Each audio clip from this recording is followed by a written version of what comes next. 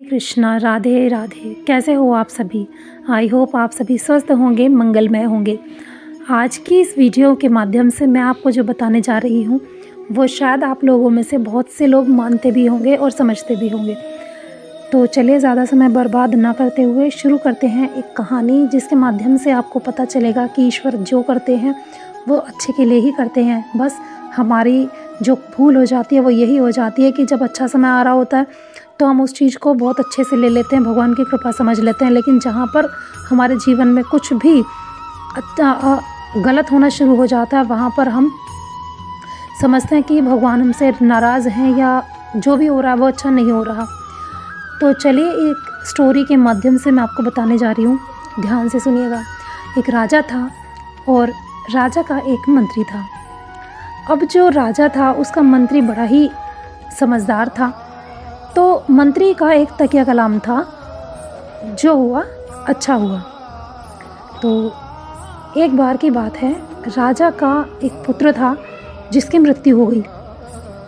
तब उस मंत्री ने कहा, अकस्मात ही, क्योंकि उसका तकिया कलाम या जुमला बोल देते वो था, तो उसने कहा कि जो हुआ अच्छा हुआ। राजा को तो बहुत क्रोध आया, लेकिन वो चुप रहा। फिर कुछ समय के पश्चात उस राजा की पत्नी की भी मृत्यु हो गई।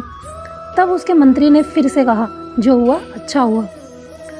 अब राजा को और क्रोध आया, लेकिन राजा कुछ ना कह सका। फिर कुछ दिनों के बाद राजा ने एक नई तलवार ली। अब राजा जैसे ही उस तलवार की धार को जांच रहे थे, वैसे ही उन राजा की जो उंगली थी वो कट गई।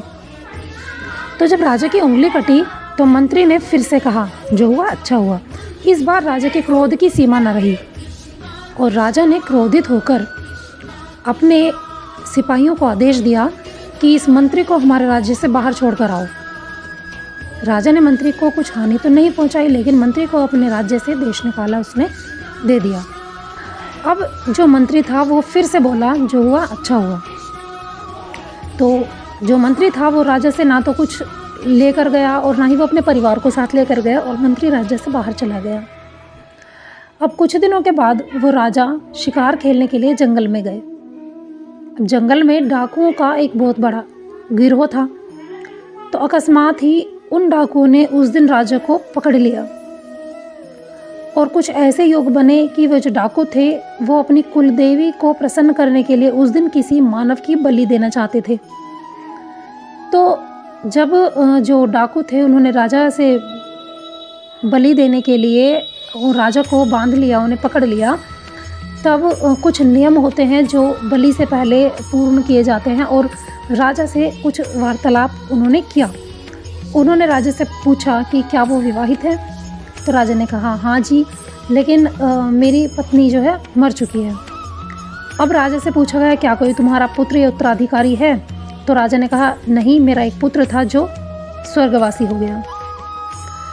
अब जो पुरोहित थे डाकुओं के, जो बलि का जो पूरा प्रोसेस संभालते थे, उन्होंने बोला कि जिस व्यक्ति की पत्नी और पुत्र मर गए हों वो अंगहीन माना जाता है और आधा मरा हुआ माना जाता है। तो ऐसे व्यक्ति की बलि हम नहीं दे सकते, लेकिन हो सकता है कि राजा बलि से बचने के लिए हमसे झूठ बोल रहे हों।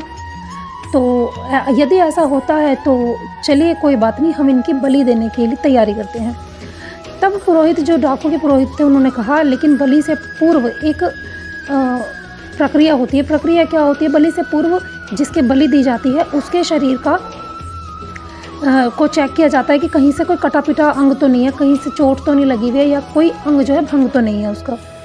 तो जब उन्होंने राजा के शरीर को देखा तो उन्हें उनकी कटी हुई जो उंगली थी वो नज़र आई।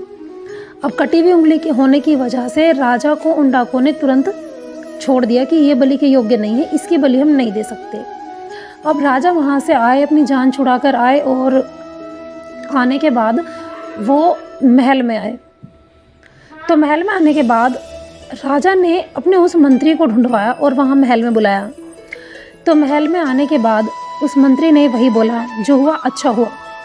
तो उस दिन राजा ने मंत्री को अपने पास बुलाया और बिठाकर उनसे पूछा कि आप हमेशा बोलते हो कि जो हुआ अच्छा हुआ, आज मुझे आप इसका जो महत्व है वो बताओ कि कैसे क्या अच्छा हुआ। तब मंत्री राजा से बोला कि देखिए महाराज, जब आपकी पत्नी स्वर्गवासी हुई और आपका बेटा स्वर्गवासी हुआ। तो दुख की तो घड़ी थी, लेकिन आज उसी कारण आप वहाँ डाकुओं की बलि बनने से बचे। साथ ही यदि उस दिन आपकी जो उंगली कटी थी वो भी अच्छे के लिए, यदि आपकी उंगली ना कटी हुई होती तो डाकू आपकी बलि दे देते।